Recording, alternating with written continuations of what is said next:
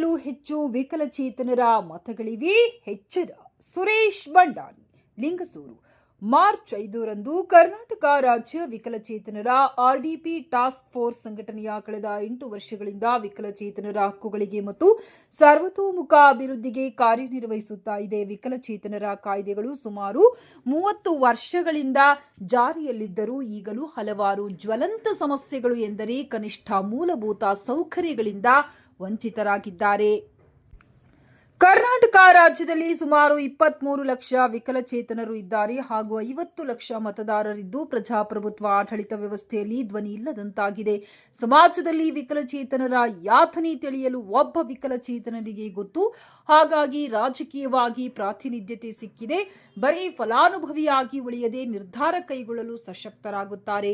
ಕಾಯ್ದೆ 2016 ಆಶಯದಂತೆ ರಾಜಕೀಯ ಸಮಾನತೆ, ಸ್ಥಳೀಯ ಮಟ್ಟದ ಯೋಜನೆ ರೂಪಿಸುವಲ್ಲಿ ವಿಕಲಚೇತನ ಜನಪ್ರತಿನಿಧಿಗಳಿದ್ದರೆ ಅವರದೇ ಸಮಸ್ಯೆಗೆ ಯೋಜನೆ ರೂಪಿಸಿಕೊಳ್ಳಲು ಅನುಕೂಲವಾಗುತ್ತದೆ.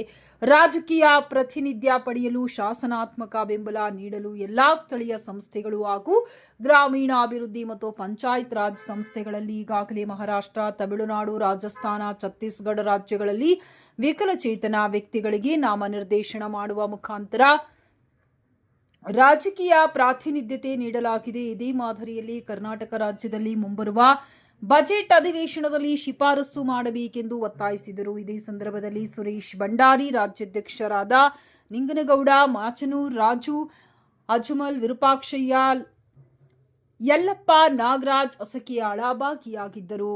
ವರದಿಗಾರರು ಬಿ. ಚಂದ್ರಕಾಂತ್ ಅಂಗಡಿ, ಕಿಷ್ಕಿಂಧ ನ್ಯೂಸ್, ಲಿಂಗಸೂರು.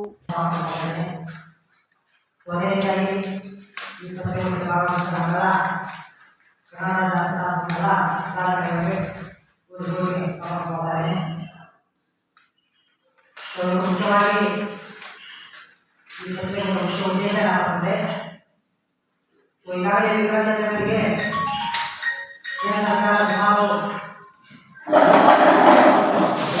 ಕಾಯ್ದೆ ಜಾರಿ ಮಾಡಿದೆ. ಆ ಕಾಯ್ದೆ ಪ್ರಕಾರ ವಿಕಲಚೇತನರಿಗೆ ಸಾಮಾಜಿಕವಾಗಿ, ಶೈಕ್ಷಣಿಕವಾಗಿ, ಆರ್ಥಿಕವಾಗಿ ಸಬಲೀಕರಣಗೊಳಿಸುವ ಹಲವಾರು ರೀತಿಯ ಯೋಜನೆಗಳನ್ನು ರೂಪಿಸಿ ಅವರ ಅನುಷ್ಠಾನಗೊಳಿಸಲಿಕ್ಕೆ ಒಂದು ಸಾಕಷ್ಟು ಯೋಜನೆಗಳನ್ನು ಜಾರಿ ತಂದಿದೆ. ಅದಲ್ಲದೆ 2016ರಲ್ಲಿ ಕೂಡ ಹೊಸ ಕಾಯ್ದೆಯನ್ನು ಜಾರಿ ತಂದು ಆ ಕಾಯ್ದೆ ಪ್ರಕಾರ ಕೂಡ ಎಲ್ಲ ವಿಕಲಚೇತನರಿಗೆ ಸಮಾನ ಅವಕಾಶ ಸಿಗಬೇಕು, ಅವರಿಗೆ ಕೂಡ ಸಾಮಾನ್ಯತೆ ಎಲ್ಲ ಅವಕಾಶ ಸಿಗಬೇಕು ಮತ್ತು ಯಾವುದೇ ರೀತಿ ಭೇದ ಭಾವ ಮಾಡುವಂತ ಹೇಳಿ ಮತ್ತು ಸಮಗ್ರವಾದ ಒಂದು ಅಭಿವೃದ್ಧಿ ಕಾಯ್ದೆ ಜಾರಿ ತಂದಿದೆ. ವಿಕಲಚೇತನರು ಎಲ್ಲ ರಂಗದಲ್ಲಿ ಕೂಡ ಹಲವಾರು ಸಹಾಯ ಮಾಡುವಂತ ಮುಖ್ಯವಾಗಿದೆ. ವಿಕಲಾಂಗರಿಗೆ ಇವತ್ತು ನಮ್ಮ ಸಂವಿಧಾನ ಅಂಗಗಳಾದ ಶಾಸಕಾಂಗ, ಕಾರ್ಯಾಂಗ, ನ್ಯಾಯಾಂಗ. ಇವತ್ತು ವಿಕಲಚೇತನ ಕಾರ್ಯಾಂಗದಲ್ಲಿ ನಾವು ಇವತ್ತು ಸಕ್ರಿಯವಾಗಿ ಭಾಗವಹಿಸದೆ ಮತ್ತು ಅವಕಾಶ ಸಿಕ್ಕಿದೆ. ಅದೇ ರೀತಿಯಾಗಿ ನ್ಯಾಯಾಂಗದಲ್ಲಿ ಕೂಡ ನಮಗೆ ಸಕ್ರಿಯ ಭಾಗವಹಿಸದೆ ಮತ್ತು ಅವಕಾಶ ಸಿಕ್ಕಿದೆ. ಇವತ್ತು ಮುಖ್ಯವಾಗಿ ನಮಗೆ ಶಾಸಕಾಂಗದಲ್ಲಿ ಕೂಡ ಅವಕಾಶ ಸಿಗಬೇಕಂತ ನಮ್ಮದು ಒಂದು ಒತ್ತಾಯ ಇದೆ. ಸುಮಾರು 2 ಕಾಯ್ದೆಗಳು ಕೂಡ ಇವತ್ತು ನಮಗೆ ಜಾರಿಯಲ್ಲಿವೆ. ಕಾಯ್ದೆ ಸುಮಾರು 30 ವರ್ಷ ಆದ ವಿಕಲಚೇತನ ಎಷ್ಟೋ ಸಮಸ್ಯೆಗಳು ಉಳ್ಕೊಂಡಿವೆ. ಕಾರಣ ಏನಪ್ಪ ಇವತ್ತು ನಮ್ಮ ಧ್ವನಿಯನ್ನ ಕೇಳ್ತಕ್ಕಂಥ, ನಮ್ಮ ಸಮಸ್ಯೆಗಳನ್ನು ಕೇಳ್ತಕ್ಕಂಥ, ನಮ್ಮ ಸಮಸ್ಯೆಗಳ ಬಗ್ಗೆ ಧ್ವನಿ ಎತ್ತಕ್ಕಂಥ ಪ್ರತಿನಿಧಿಗಳು ಕೂಡ ಕಾಣ್ತಾ ಇಲ್ಲ. ಗ್ರಾಮ ಪಂಚಾಯತಿಯಲ್ಲೂ ವಿಧಾನಸಭೆ ಕೂಡ ನಮ್ಮ ಧ್ವನಿ ಕೇಳಬೇಕು. ನಮ್ಮ ಧ್ವನಿ ಕೇಳಿದಾಗ ಮಾತ್ರ ನಮ್ಮ ಯೋಜನೆಗಳು ಸಮಗ್ರವಾಗಿ ಇವತ್ತು ಮಾಡಲಿಕ್ಕೆ ಸಾಧ್ಯ.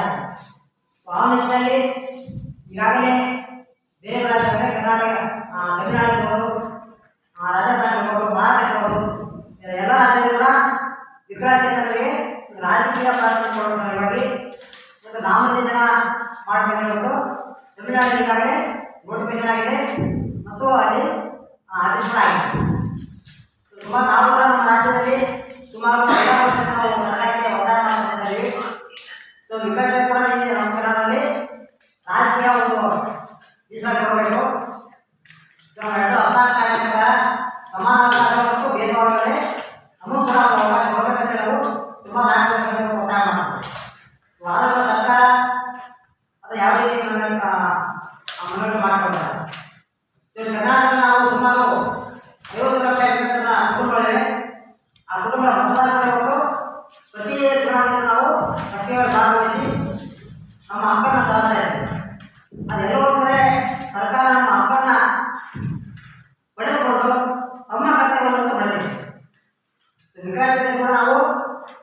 ಏನು ಮಾಡಬೇಕು, ಅವರನ್ನ ಸಮಗ್ರವಾಗಿ ಅಭಿವೃದ್ಧಿಗಳು ಏನೇನು ಮಾಡಬೇಕು ಅನ್ನೋದು ಸರ್ಕಾರ ಯಾವುದೇ ಚಿಂತನೆ ಮಾಡಬೇಕು.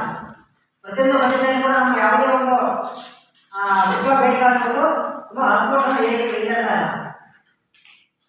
ಉದಾಹರಣೆಗೆ ಬೇರೆ ಬೇರೆ ರಾಜ್ಯಗಳಲ್ಲಿ ಇವತ್ತು ಮಹಾರಾಷ್ಟ್ರ ನೋಡಿದ್ರೆ ನಮ್ಮ ರಾಜ್ಯ ತುಂಬ ಕಡಿಮೆ ಇದೆ. ಪಕ್ಕದ ಆಂಧ್ರದಲ್ಲಿ 6,000 ಇದೆ, ತೆಲಂಗಾಣದಲ್ಲಿ 3,000 ಇದೆ, ಮಹಾರಾಷ್ಟ್ರ 4,000 ಇದೆ. ಅಕ್ಕಪಕ್ಕದಲ್ಲಿ ಈ ರೀತಿಯ ಒಂದು ಮಾಸಾಂತರ ಇರುವಾಗ ನಮ್ಮ ರಾಜ್ಯದಲ್ಲಿ ಮಾತ್ರ ಕೇವಲ 800 ರೂಪಾಯಿ ಸಾಲ ಇದೆ. ಇವತ್ತಿನ ದಿನಮಾನದಲ್ಲಿ ಯಾವ ಕೂಡ ಸಾಲ ಇಲ್ಲ. ನಾವು ಸುಮಾರು 10 ಕೋಟಿ ಈ ಬೇಡಿಕೆಯನ್ನು ನಾವು ಕಷ್ಟಪಟ್ಟು ಹೇಳ್ತಾ ಇದ್ದೀವಿ. ಅದು ಯಾವುದೇ ಬಜೆಟ್ನಲ್ಲಿ ಸರ್ಕಾರವನ್ನ ಈಡೇರ್ತಾ ಇಲ್ಲ. ಅದಲ್ಲದೆ ಈಗಾಗಲೇ ಕಳೆದ ವರ್ಷದಲ್ಲಿ ಅದೇ ನಡೆದ ಸಂದರ್ಭದಲ್ಲಿ ನಾವು ಕೂಡ ಅಲ್ಲಿ ಒಂದು ಹೋರಾಟ ಮಾಡಿ ಸುಮಾರು 15 ಬೇಡಿಕೆಗಳನ್ನು ಸರ್ಕಾರ ಮುಂದೆ ಇಟ್ಟಿದೆ. ಅಲ್ಲಿ ಬಹಳ ಮುಖ್ಯವಾಗಿ ಅದರಲ್ಲಿ ನಮಗೆ ರಾಜಕೀಯ ಒಂದು ಮೀಸಲಾತಿ ಕೊಡಬೇಕಾಗುತ್ತೆ. ಅದನ್ನ ಇಟ್ಕೊಂಡು ನಾವು ಇವತ್ತು ನಮ್ಮ ಅಡ್ವರ್ಟೈಸ್ಮೆಂಟ್ ಕೆಲಸ ಮಾಡ್ತಾ ಇದೆ ಸುಮಾರು 6 ಜಿಲ್ಲೆಗಳಲ್ಲಿ. 6 ಜಿಲ್ಲೆಯಲ್ಲಿ ಕೂಡ ಏಕಕಾಲಕ್ಕೆ ನಾವು ಇವತ್ತು ನಮ್ಮ ರಾಜ್ಯ ಸರ್ಕಾರದ 224 ಶಾಸಕರಿಗೆ ಒಂದು ರಾಜಕೀಯ ಮೀಸಲಾತಿಗೋಸ್ಕರ ನಾವು ಸರ್ಕಾರಕ್ಕೆ ಶಿಫಾರಸು ಮಾಡಬೇಕಂತ ಹೇಳಿ ಎಲ್ಲ ಶಾಸಕರನ್ನು ಇವತ್ತು ಪತ್ರಿಕಾ ಚಳವಳಿ ಮೂಲಕ ನಾವು ಒತ್ತಾಯ ಮಾಡ್ತೇವೆ. ಇವತ್ತು ದಾವಣಗೆರೆ, ವಿಜಯಪುರ, ವಿಜಯನಗರ, ಯಾದಗಿರಿ, ಕೆಲವು ರಾಯಚೂರು, ಇವತ್ತು 6 ಜಿಲ್ಲೆಗಳಲ್ಲಿ ನಾವು ಏಕಕಾಲಕ್ಕೆ ಪತ್ರಗಳನ್ನು ಮಾಡ್ತಾ ಇದ್ದೇವೆ. ಹೀಗಾಗಿ ಇವತ್ತು ಇನ್ನೊಂದು ಸಮಸ್ಯೆ ಹೇಳ್ತೀವಿ ಅಂತಂದ್ರೆ ಆ ಸಮಸ್ಯೆ ವಿಕಸಿತ ಮಾತ್ರ ಬರ್ತದೆ.